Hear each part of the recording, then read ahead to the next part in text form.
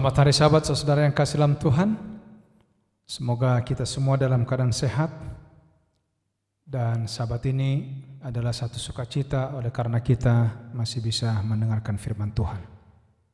Sebelum kita mendengarkan firman Tuhan, mari kita lebih dahulu berdoa sejenak. Bapa di sorga, Bapa yang penuh kasih, terpujilah nama Tuhan oleh karena kasih setiamu. Terima kasih satu Sabat kami lebih dekat kepada kedatangan-Mu. Sebelum kami mendengarkan firman-Mu Bapa, hati kami disiapkan menjadi tanah yang baik. Kiranya kuasa Roh Kudus Tuhan dapat memenuhi kami semuanya, mengendalikan pikiran kami, sehingga kami boleh memahami akan firman-Mu. Di dalam nama Yesus kami berdoa dan mengucap syukur. Amin. Saudaraku yang kasih di dalam Tuhan, saya lihat belakangan ini, apalagi di masa pandemi, berbagai usaha, berbagai cara dibuat orang untuk mendapatkan uang. Dulu sempat pemerintah kita dengan begitu tegas untuk mengangkat semua orang-orang yang berada di persimpangan jalan, peminta-minta, orang-orang yang kumuh. Tapi belakangan ini saya lihat sudah mulai marak kembali dengan berbagai cara oleh karena keterbatasan ekonomi. Saudaraku, Sabat ini saya rindu kita untuk boleh membuka hati sejenak mengenai iman dan kebaikan yang harus menjadi kehidupan kita, menjadi lifestyle kita, pola hidup kita. Galatia pasal yang kelima ayat 22 sampai 23. Tetapi buah roh ialah kasih, sukacita, damai sejahtera, kesabaran, kemurahan, kebaikan, kesetiaan, kelemah lembutan, penguasaan diri. Tidak ada hukum yang menentang hal-hal itu. Bahkan dalam Amsal 12 ayat 2 dikatakan, orang baik dikenan Tuhan, tapi si penipu dihukumnya. Saudaraku yang kasih di dalam Tuhan, dunia ini membutuhkan orang-orang yang beriman. Dan bukan sekedar beriman, bukan hanya punya iman, tetapi orang-orang baik.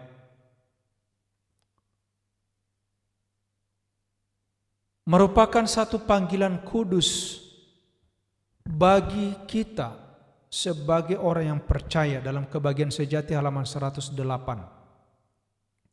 anak-anak Allah dipanggil untuk menjadi wakil-wakil Kristus, menunjukkan kebaikan dan kemurahan Tuhan. Saudaraku, memiliki doktrin yang benar itu penting, tetapi tanpa perbuatan baik, tanpa kehidupan yang diaplikasikan, itu menjadi tidak berarti. Itu sama seperti apa dalam khotbah Yesus dalam Matius pasal 5. Hidup tanpa kebaikan sama seperti garam yang tidak mempunyai rasa. Lebih baik dibuang dan diinjak-injak orang. Saudara-saudaraku yang kasih dalam Tuhan, hati-hati dengan pembicaraan atau kata-kata.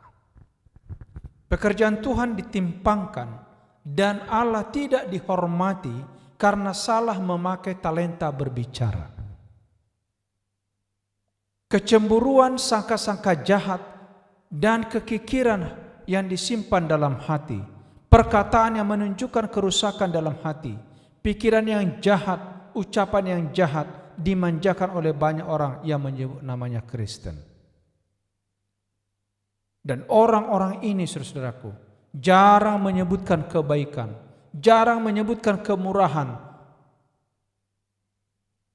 Hal ini sudah dibuatnya bagi kita, dan bukankah patut kita harus mengasihi dan bersyukur di dalam kehidupan kita? Saudaraku yang kasih dalam Tuhan, saya mau ulangi sedikit tadi.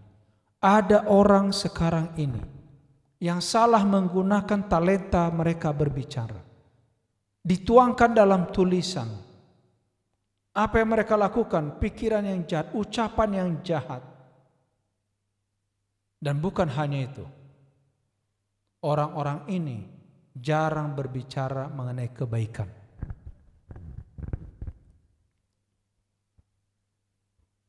Di dalam review Herod halaman 2, tanggal 25 Januari 1898, atau Amanat Orang Muda Lengkap halaman 397. Kalau kiranya kita mencintai Kristus dengan sungguh, kita akan memuliakan Tuhan dengan perkataan kita. Orang-orang yang tidak percaya sering sekali ditemplak, sementara mereka mendengarkan akan perkataan puji-pujian yang bersih serta rasa syukur kepada Tuhan Allah. Saudaraku, kita tidak hidup untuk diri kita sendiri. Itulah sebabnya kita bertanggung jawab dalam tindakan kita, dalam tulisan kita, dalam kata-kata kita. Jangan sampai membuat orang lain tersandung. Jangan sampai membuat orang lain menjadi menjadi berdosa. Jangan hendaknya hidup kita ini hanya untuk diri. Dalam Para Nabi dan Bapa jilid 1 halaman 158 sampai 159 adalah perbuatan sehari-hari yang tulus, yang penuh penyangkalan diri, yang dilaksanakan dengan hati yang senang serta sukarela yang disukai oleh Allah. Kalau kita hanya menggerutu, mempersalahkan orang lain, menyatakan dosa-dosa orang lain, saudaraku yang kasih dalam Tuhan, Allah tidak akan disukakan. Saudaraku, ini kalimat yang lebih penting.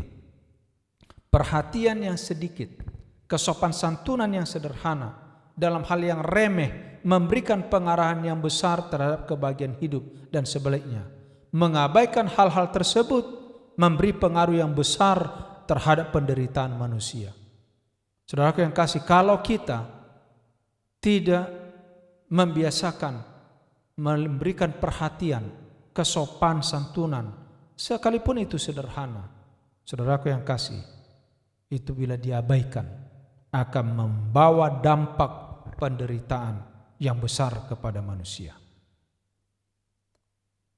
Setiap tindakan dalam hidup, bagaimanapun kecilnya, ini akan memberikan pengaruh, apakah itu kebaikan atau kejahatan. Sehingga saudaraku yang kasih, kesetiaan, kelalaian terhadap tugas yang nampaknya paling kecil sekalipun, ini bisa mengarah kepada dua hal. Apakah itu membukakan pintu kepada berkat atau menjadi malapetaka yang hebat dalam hidup kita. Tinggal kita pilih, saudaraku. Perkara-perkara kecil jangan diabaikan, karena itu bisa menjadi ujian tabiat. Saudaraku yang kasih, rahmat Tuhan adalah untuk mengendalikan perangai serta suara. Dan itu akan kelihatan dalam kesopan santunan kita yang kita tunjukkan kepada saudara kita. Dalam kata-kata kita yang ramah dan membesarkan hati. Kalau sudah tulisan kita hanya membuat orang menjadi sakit, membuat orang menjadi lemah, hati-hati saudara. Kenapa? Karena setan bekerja tanpa kita sadari melalui kita, dan malaikat Tuhan mencatat segala sesuatu dengan tidak pernah salah.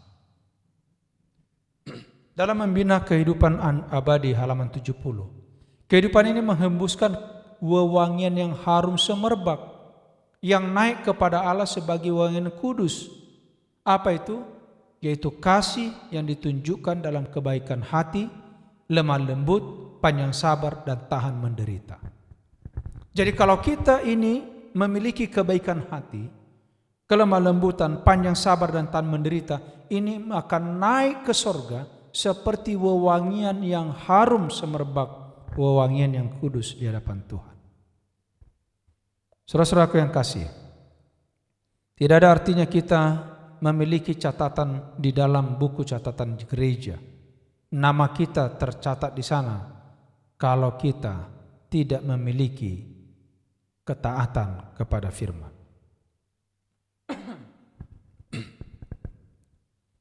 Apa dikatakan di sini? Banyak nama yang tercatat dalam buku-buku jemaat tidak berada di bawah pengendalian Kristus. Mereka tidak mentaati pengajarannya, tidak melaksanakan pekerjaannya. Oleh sebab itu mereka berada di bawah pengendalian musuh. Jadi jangan saudara pikir kalau orang sudah datang ke gereja, tercatat namanya, ini semua sudah umat Tuhan. Belum tentu saudara. Sama seperti murid Yesus yang 12 itu. Tidak semua orang-orang baik. Ada pengkhianat juga di tengah-tengah mereka. Saudara-saudaraku, mereka tidak melakukan kebaikan yang positif. Karena pengaruh mereka tidak menjadi pelezat, ia menjadi pelezat maut untuk kematian luar biasa. Saudara-saudaraku yang kasih, jangan sampai kita berada dalam gereja ini memiliki nama tercatat dalam buku catatan sidang, tetapi kita adalah pelezat bagi kematian, bukan bagi kehidupan. Dan ini kata-kata Tuhan. Tuhan berkata, masakan aku tidak menghukum mereka karena semuanya ini? Karena mereka gagal memenuhi maksud Allah. Sama seperti bangsa Israel disisihkan dan panggilan Allah diulurkan kepada bangsa lain. Kalau umat-umat Tuhan terbukti tidak setia, apakah mereka tidak akan ditolak dengan cara yang sama pula? Membina Kehidupan Abadi halaman 234. Saudara-saudaraku yang kasih, orang yang tidak setia, yang tidak menjalankan amanat Tuhan, tidak akan lepas dari hukuman. Firman Tuhan katakan, jauhilah sifat orang-orang Farisi, jauhi sifat-sifat ahli Taurat. Dikatakan di sini, pada zaman kita sekarang, bukan pengaruh yang sama sedang bekerja dari antara penggarap kebun anggur Tuhan?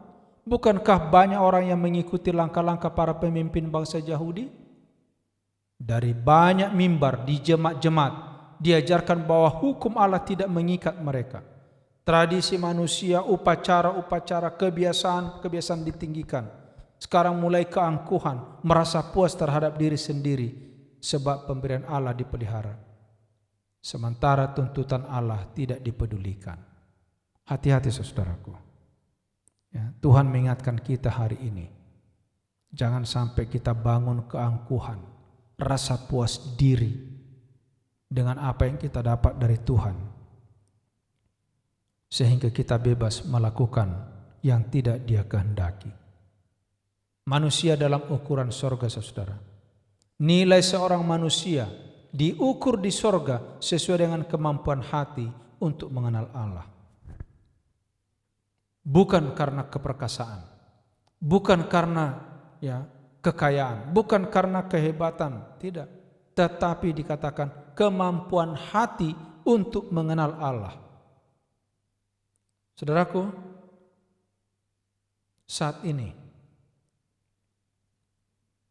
apa yang dikatakan dalam pelajaran mengenai mengikuti tabiat Kristus sambil memandang kepada Yesus, kita memperoleh pandangan tentang Allah yang makin terang, jelas, dan oleh memandang kita berubah. Kebaikan, kasih bagi sesama manusia akan menjadi naluri alami kita.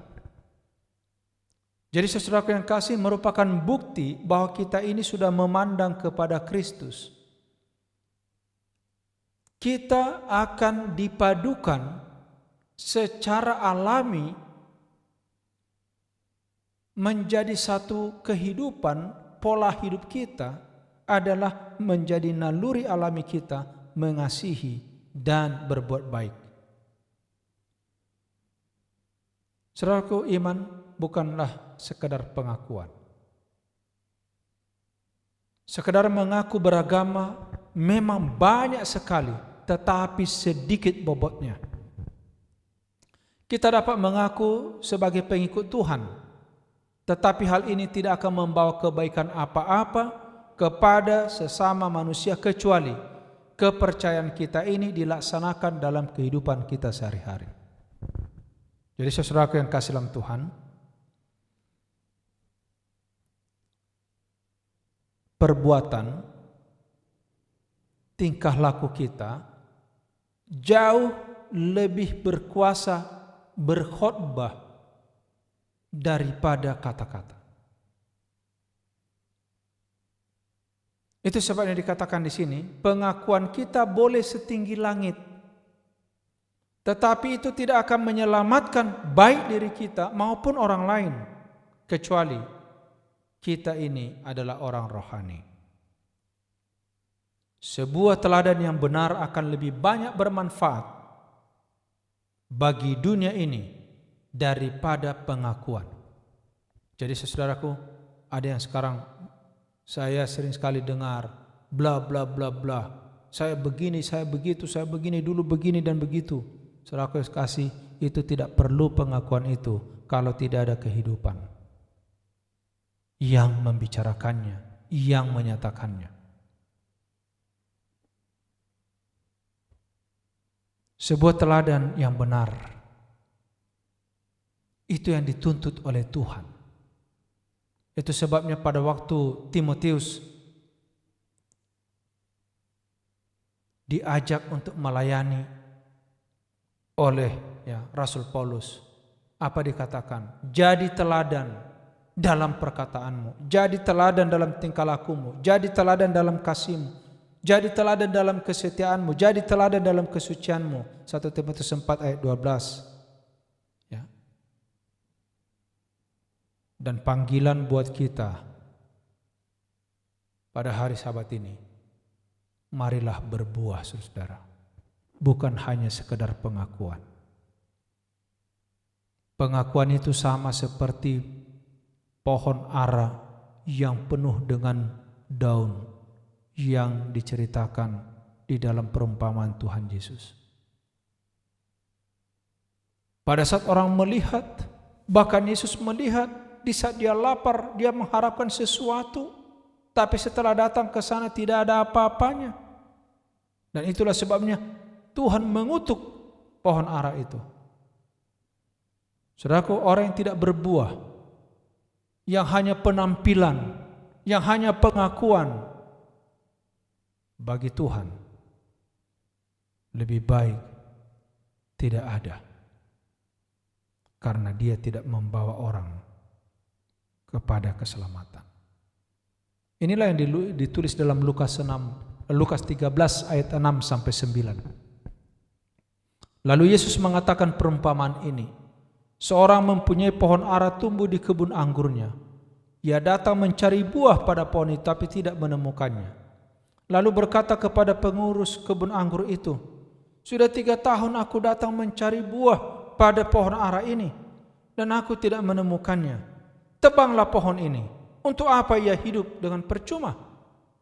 Jawab orang itu, "Tuan, biarkanlah ia tumbuh tahun ini lagi. Aku akan mencangkul tanah sekelilingnya dan memberi pupuk kepadanya. Mungkin tahun depan ia akan berbuah. Jika tidak, tebanglah ia." Saudara-saudaraku, kadang-kadang itu yang terjadi di gereja.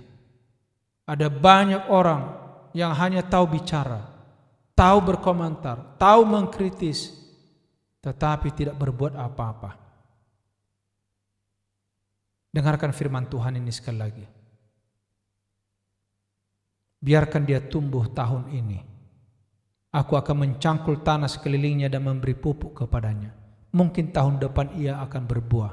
Tapi jika tidak, tebanglah ia. Saudara-saudara yang kasih, jangan sampai kalimat itu menjadi bagian kita. Iman dan kebaikan adalah tanda bahwa kita murid-murid Yesus. Itulah sebabnya Yohanes 15 ayat 8 firman Tuhan. Dalam hal inilah Bapa-Ku dipermuliakan, yaitu jika kamu berbuah banyak, dan dengan demikian kamu adalah murid-murid-Ku.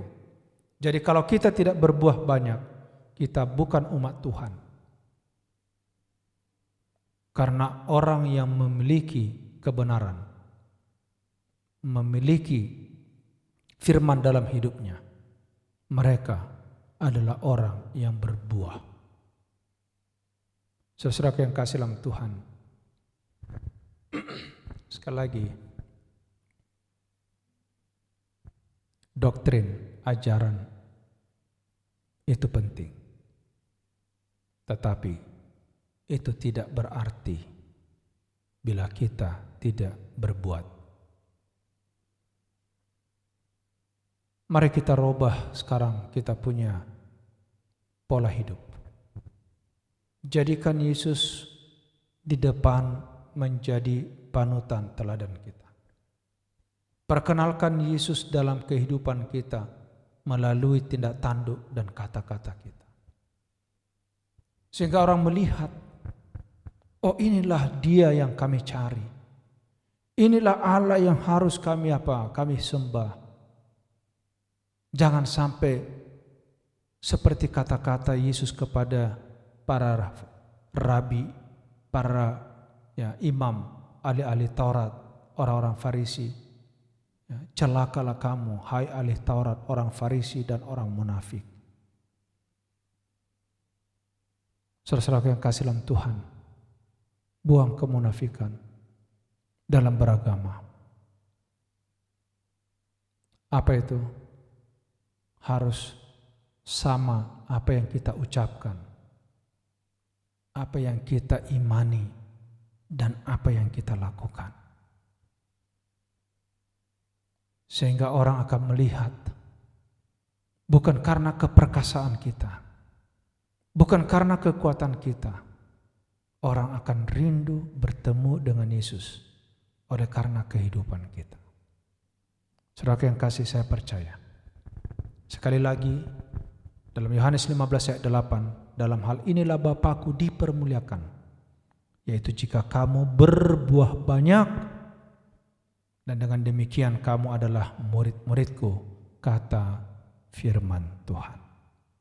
Semoga dengan firman pada sahabat ini dapat memberikan kepada kita satu motivasi, satu kekuatan agar kita dengan sukacita melayani, dengan senang hati berbagi, dengan penuh kebesaran hati kita melakukan yang terbaik di dalam hidup kita, sehingga pada waktu datang kali yang kedua kita dipertemukan dengan orang-orang yang pernah kita layani, di mana mereka akan berkata, terima kasih Tuhan, saya bertemu dengan si Anu, saya bertemu dengan bapak ini, saya bertemu dengan ibu ini, saya bertemu dengan saudara ini, saya mengenal kebenaran-Mu. Kiranya Tuhan memberkati kita. Inilah doa dan harapan saya. Mari kita bersatu dalam doa. Bapa di sorga, Bapa yang penuh kasih, terpujilah nama-Mu pada hari Sabat ini. Oleh karena Tuhan mengizinkan kami mempelajari firman-Mu, berbakti beribadah kepadamu. Bapa, biarlah iman dan kebaikan akan menjadi kehidupan kami, sehingga apa yang kami imani selama ini, yang kami percaya dari firman-Mu, kami boleh lakukan melalui kata-kata kami, melalui pelayanan kami, melalui tindak tanduk kami, sehingga kebenaran Tuhan dapat sampai kepada dunia ini. Bapa, ampuni kami atas segala kekurangan kami selama ini. Kami terbatas ya Tuhan. Oleh sebab itu, kuasai kami dengan Roh Kudus-Mu, agar mulai hari ini setelah mendengarkan firman-Mu, kami menjadi pelaku firman yang penuh dengan sukacita dan kesadaran, dipenuhi dengan kasih surga. Oleh sebab itu, angkat tangan Tuhan yang penuh berkat kepada seluruh umat saat ini. Tuhan memberkati engkau dan melindungi engkau. Tuhan menyinari engkau dengan wajah-Nya dan memberikan engkau kasih karunia. Tuhan menghadapkan wajah-Nya kepadamu dan memberi engkau damai sejahtera. Kiranya kasih karunia Tuhan Yesus, kasih Allah Bapa, persekutuan Roh Kudus menyertai kita dari sekarang sampai Maranatha. Di dalam nama Yesus kita sambut berkat. Amin.